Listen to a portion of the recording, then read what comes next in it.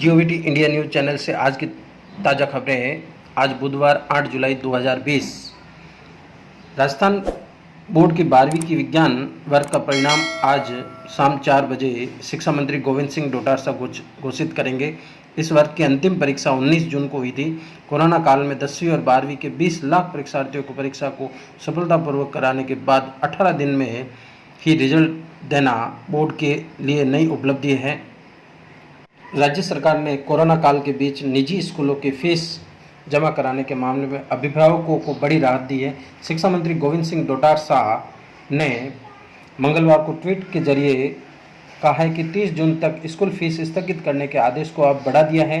अब स्कूल खुलने तक फीस नहीं जमा करानी होगी। इस संबंध में आदेश भी जारी कर दिए जाएंगे। फीस जमा नहीं होने पर निजी स्कूल विद्यार्थियों का नाम नहीं काट सकेंगे।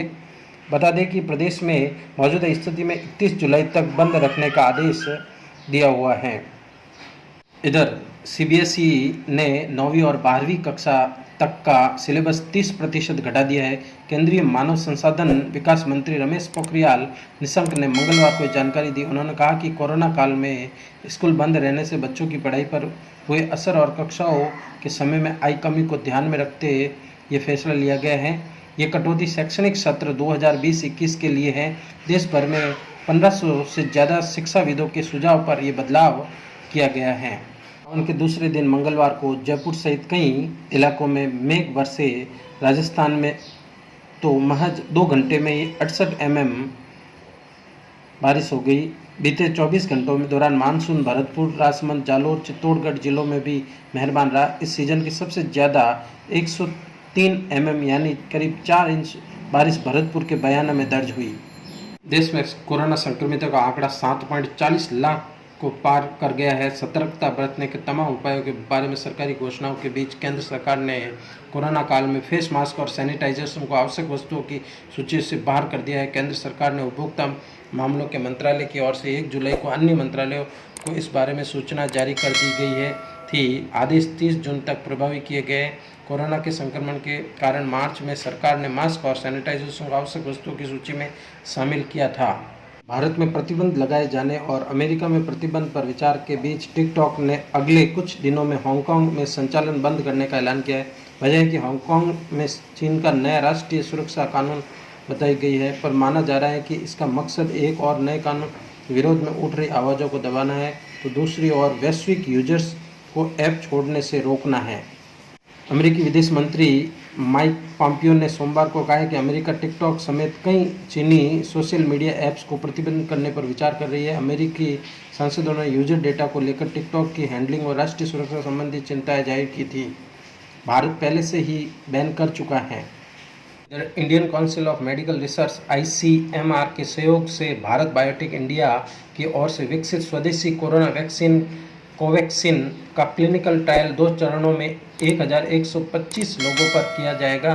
पहले फेज में 375 और अगले फेज में 750 लोगों पर परीक्षण किया जाएगा। ट्रायल के लिए एनरोलमेंट की अंतिम तिथि 13 जुलाई तय की गई है। इधर क्लिनिकल ट्रायल के लिए अनुप्रयोगों का मूल्यांकन करने वाली एक विशेषज्ञ समिति ने कहा है कि भारत बायोटेक के फेज 2 शुरू करने से पहले drug controller general of India को फेज 1 क्लिनिकल ट्रायल के नतीजे बताने होंगे।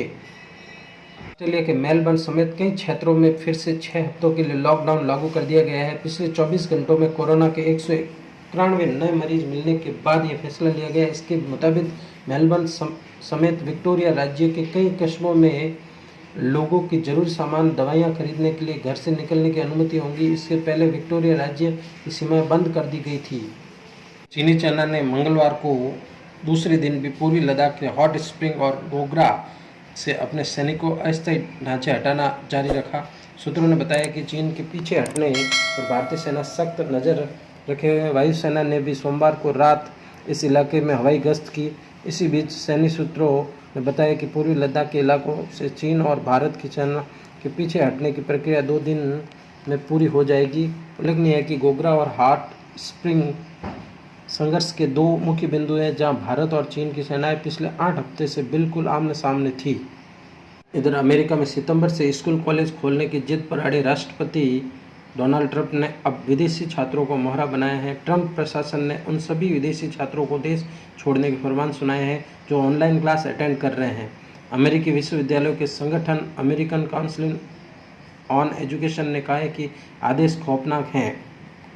सरकार ने प्रदेश में मृत्यु भोज पर रोक लगा दी है। गृह विभाग के निर्देश पर डीआईजी क्राइम किशन साहे ने इसके आदेश जारी किए। आदेश में कहा गया है कि मृत्यु भोज निवारण अधिनियम 1960 के प्रावधानों को पालना सुनिश्चित की जाए। यदि कहीं मृत्यु भोज होता है तो स्थानीय पंच, पटवारी और सरपंच को इसकी सूचना न्यायालय को देनी होगी। प्रदेश में कोरोना संक्रमितों की संख्या लगातार रिकॉर्ड तोड़ रही है। बीते दिनों में लगातार तीसरी बार रिकॉर्ड संख्या में नए मरीज मिले। मंगलवार को 716 नए मरीज मिले। इनमें जोधपुर में 183, बीकानेर में 112 शामिल है। वहीं 11 मरीजों की मौतें हो गई। इनमें पाली में 3, जयपुर में व जोधपुर में 2-2, भरतपुर, धौलपुर, नागौर, जालोर में 1-1 शामिल है। इधर विश्व स्वास्थ्य संगठन WHO ने आखिरकार मंगलवार को स्वीकार किया कि कोरोना वायरस हवा में फैलने के सबूत है। WHO ने कोरोना महामारी से जुड़ी टेक्निकल लीड डॉक्टर मारिया कैरखोव ने एक समाचार ब्रीफिंग में कहा कि हम हवा के जरिए कोरोना वायरस फैलने की संभावना पर चर्चा कर रहे हैं। आगामी दिनों में इस बारे में ब्रीफ जारी करेंगे। इससे पहले 32 देशों के 239 वैज्ञानिक समूहों ने खुली चिट्ठी लिखकर कहा है कि कोरोना वायरस हवा में फैल गया है, इसलिए WHO को नई गाइडलाइन जारी करनी चाहिए। पीपल्स बैंक ऑफ चाइना द्वारा अप्रैल में देश की टॉप होम लोन प्रदाता कंपनी HDFC में जब 1% से ज़्यादा की हिस्सेदारी खरीदने का खुलासा शेयर बाजारों ने किया है तो पूरी भारतीय इंडस्ट्री चौंक गई थी। चीन के केंद्रीय बैंक का ये निर्णय ऐसे समय में आया जब दोनों देशों में कोरोना जैसी महामारी से जूझ रहे। हालांकि इसके बाद भी पीपल्स बैंक ऑफ चाइना लगातार भारतीय कंपनियों में हिस्सेदारी खरीदने का प्रयास कर रहा है।